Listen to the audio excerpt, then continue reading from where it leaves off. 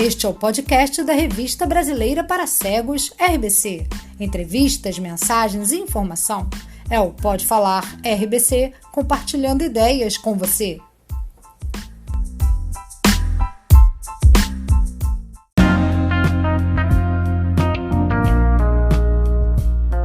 O nosso convidado de hoje é o professor Heraldo Maia. Nascido no Rio de Janeiro no dia 15 de maio de 1946, mora há 42 anos na sua aldeia, Arraial do Cabo. Casado, pai de 3 filhos e de uma filha, avô de um neto e 2 netas. Lecionou língua portuguesa e literatura por 50 anos ininterruptos, de 1968 a 2018, ano em que se aposentou.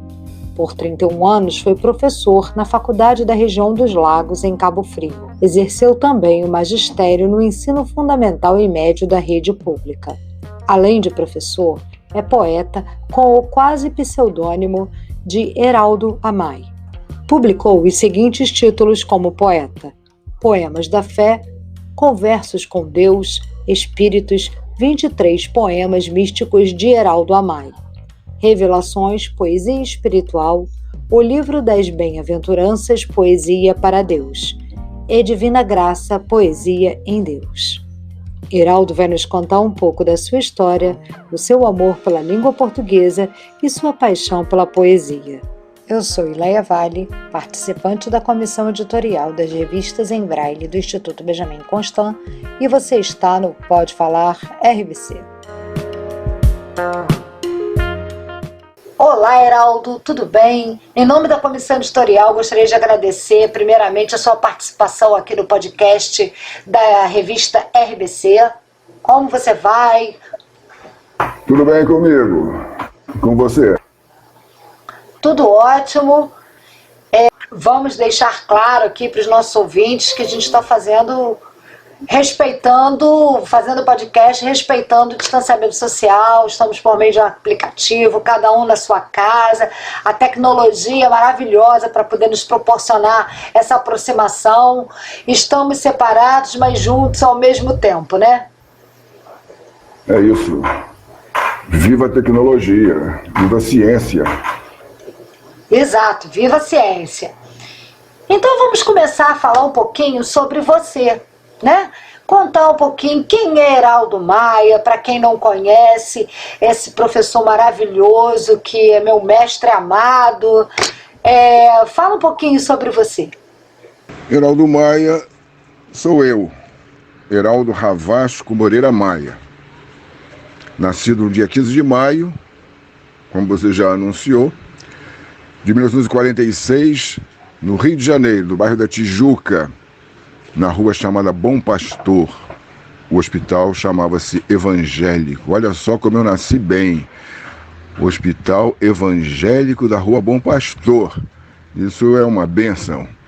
Ainda menino, bem criancinha, com 4 anos de idade, saí do Rio de Janeiro com meus pais, fui morar numa vila militar encravada na Serra da Mantiqueira, cidade de Piquete. Foi lá que eu conheci a vida na cidade pequena e me apaixonei pela vida na cidade pequena, razão pela qual moro aqui em Arraial do Cabo há 42 anos. Depois de Piquete eu fui morar em Juiz de Fora, papai era militar, e foi transferido para Juiz de Fora. E lá em Juiz de Fora eu conheci a cidade grande, porque nascido no Rio, eu morava no Andaraí, um bairro da Zona Norte. Naquela época só havia casas. Na rua em que eu morava, o Rua Barão do Bom Retiro, só casas, e casa com quintal, com árvores frutíferas. Eu conheci a cidade grande, eu conheci um apartamento lá em Juiz de Fora. Morei em Juiz de Fora durante 2 anos, voltei para o Rio, com 9 para 10 anos de idade. Eu fiz o Colégio Pedro II, antigo curso ginasial, depois estudei no Colégio Maré Soares, prestei vestibular para a Faculdade Nacional de Direito da UFRJ, concluí meu curso, nunca advoguei na minha vida. Em 68, quando estava no 3º ano do curso, comecei a lecionar. E a vida inteira o meu ofício foi o magistério. E se eu não tivesse sido professor, eu diria a quem me perguntasse: o que você gostaria de ter sido se não fosse professor? Ora, se eu não tivesse sido professor, eu gostaria de ter sido professor. Moro aqui em Arraial, desde 78, quando resgatei aquela cidade pequena que havia no meu imaginário, que havia na minha lembrança, a lembrança da minha infância lá em Piquete. Sua primeira formação é Direito. Conta pra gente como surgiu o professor, o mestre Heraldo. De fato, minha primeira formação é em Direito. Eu comecei o curso em 1966, prestei vestibular para a Faculdade Nacional de Direito. Eu havia concluído o meu curso clássico em 65. E numa determinada ocasião eu estive em visita ao escritório de advocacia de meu avô paterno, no centro da cidade do Rio de Janeiro, e conversando com ele me perguntou: Heraldo, você está terminando o seu curso clássico, você já pensou no curso superior que você vai fazer? E eu disse a ele: eu estou pensando em fazer ou História, para tornar-me professor de História, ou então Sociologia, professor de Ciências Sociais, um sociólogo. E ele olha para mim, ri e diz assim: Heraldo, Sociologia, que bobagem, faça Direito, que é Sociologia aplicada. E depois vinha trabalhar comigo aqui no meu escritório. E aquilo me estimulou, me incentivou. Eu saí de lá pensando: eu acho que vou fazer isso que o vovô me sugeriu. E fiz vestibular para Direito. Passei, comecei meu curso, concluí meu curso em 1970. Mas olha, Ilé, eu nunca advoguei na minha vida, nunca trabalhei como advogado, nunca quis trabalhar como advogado. 2 anos antes da conclusão do curso, eu comecei a lecionar num cursinho supletivo. E ao entrar em sala de aula pela primeira vez na vida, com 21 para 22 anos de idade, eu percebi, minha querida pupila, que ali estava traçado o meu caminho. Eu, a vida inteira, seria um profissional da educação lecionando língua portuguesa. De 68 a 73, durante 5 anos, portanto, eu lecionei sem ser graduado em letras. Em 73, eu comecei a minha licenciatura. 75, eu tinha concluído o 6º período, me faltavam 2 períodos apenas para o término do meu curso, quando o coordenador de uma escola em que eu trabalhava lá no Rio me diz: Heraldo, você está perdendo seu tempo ao fazer essa licenciatura, você podia fazer logo um mestrado em letras. Mas como um mestrado em letras se eu ainda não tenho graduação em letras? Não, você pode fazer. Olha, na PUC, aqui no Rio, você tendo a graduação em Direito, que é uma área considerada afim da área de letras, você pode fazer o seu mestrado em letras. Apresente seu currículo, eles vão examinar e vão admitir ou não. Não é que você faça o chamado nivelamento no mês de janeiro e, ao término do mês de janeiro, o concurso para o mestrado. E foi o que aconteceu. Eu fui à PUC, levei meu currículo, o currículo foi aprovado, eu fiz o tal nivelamento e, ao fim do nivelamento, eu prestei o concurso, fui aprovado com uma boa colocação, eu fui o primeiro lugar nesse concurso e iniciei o meu mestrado. Fiz só alguns meses de mestrado, pupila, porque eu já estava pensando em sair do Rio, em procurar uma cidade pequena para morar com minha família. Eu sei que eu abandonei o mestrado e 2 anos depois, em 78, eu estava aqui em Arraial do Cabo, mas sempre lecionando, sem ter a minha graduação. Em 81, a Prefeitura de Cabo Frio pensou em efetivar os professores do Colégio Municipal Rui Barbosa, em que eu trabalhava. Mas eu não pude fazer o concurso, porque não era graduado, não tinha licenciatura, até que, 3 anos depois, a Fundação Educacional da Região dos Lagos, mantenedora da Faculdade de Filosofia, Ciências e Letras de Cabo Frio, ela passou a oferecer a licenciatura plena em português literatura e em português e inglês. Eu me inscrevi, concluí meu curso e no ano seguinte comecei a lecionar na faculdade que hoje se chama Faculdade da Região dos Lagos. E lecionei por mais de 30 anos nessa faculdade. Agora que você já falou um pouco sobre o professor e o poeta Heraldo, eu sei que você escreve sobre tudo, mas sei também que tem uma pessoa que é a sua inspiração maior. Além de abordar espiritualidade, amor, infinitude da vida, conta sobre isso para os nossos ouvintes. Eu descobri a poesia ainda bem cedo, no início da adolescência, com meus 13, 14 anos de idade. Com 13, 14 anos comecei a escrever meus primeiros poemas. Eram, evidentemente, uma poesia de poemas ingênuos, de muita inocência, em que eu exprimia meus sentimentos, as minhas primeiras descobertas do mundo.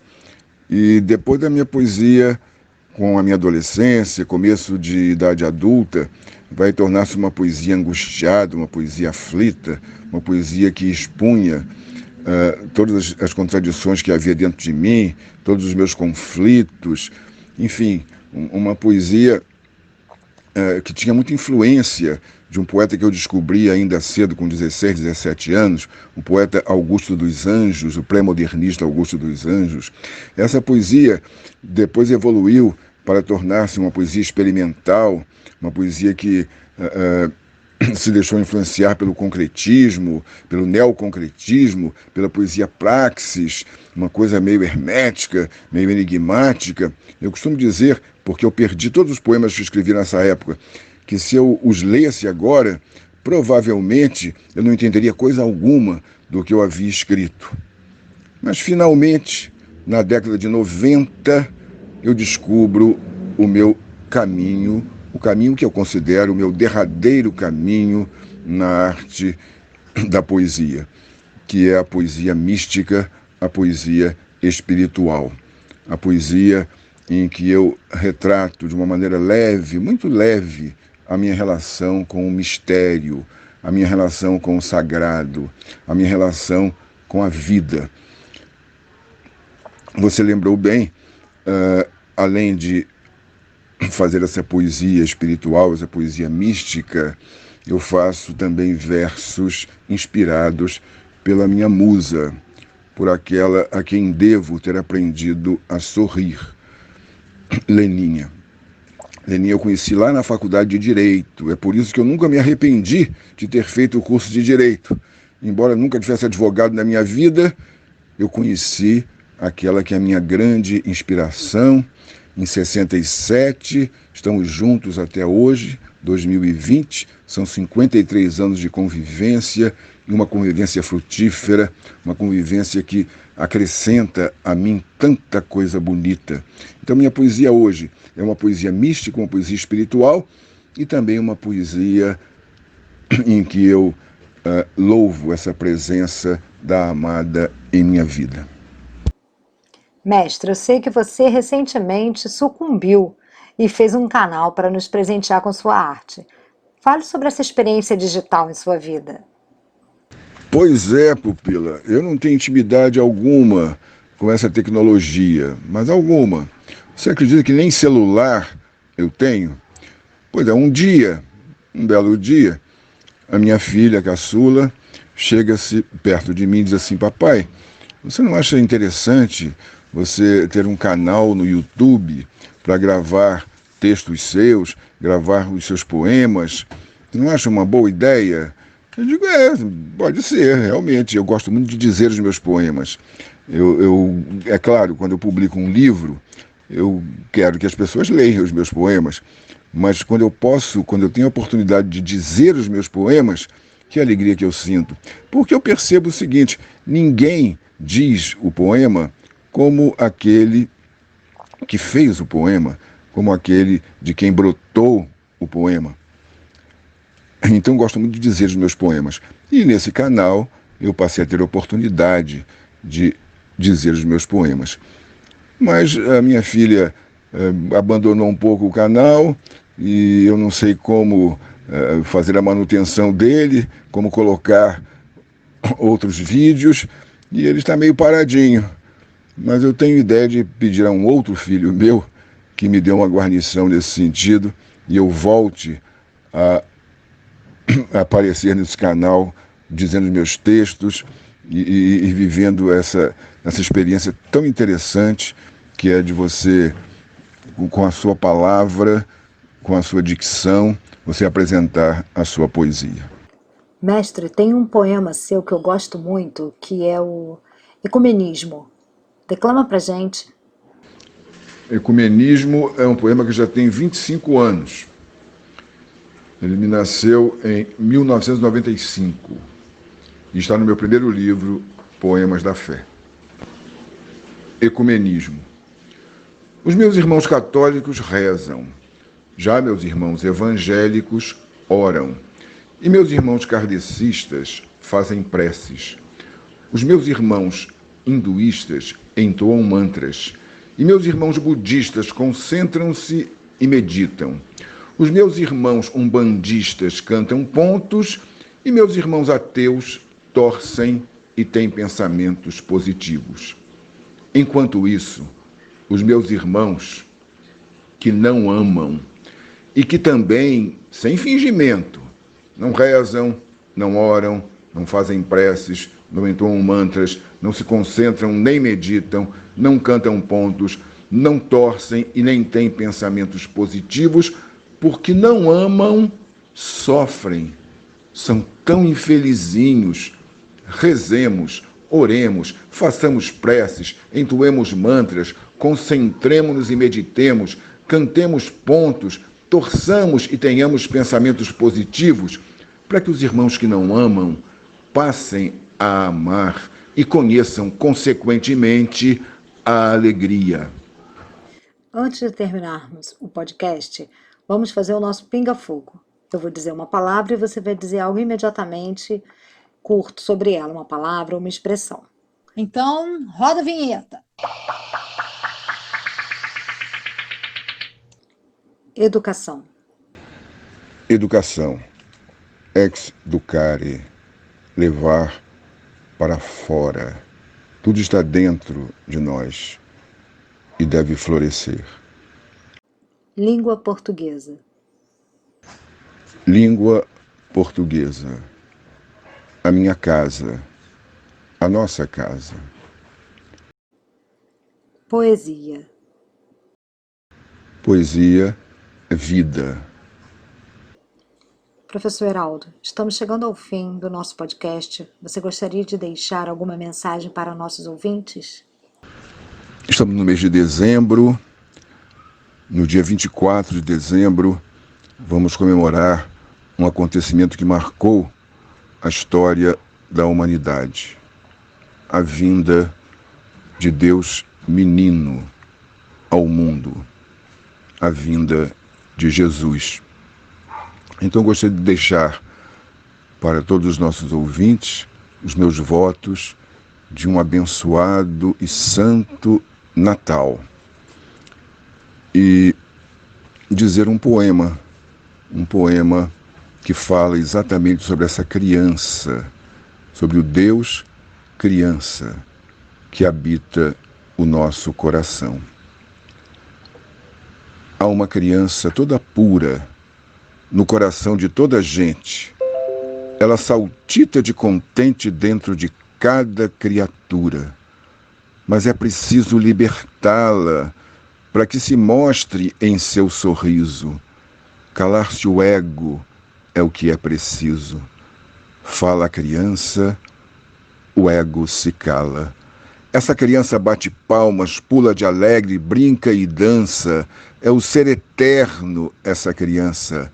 Ela reside em nossas almas. Em toda forma faz morada.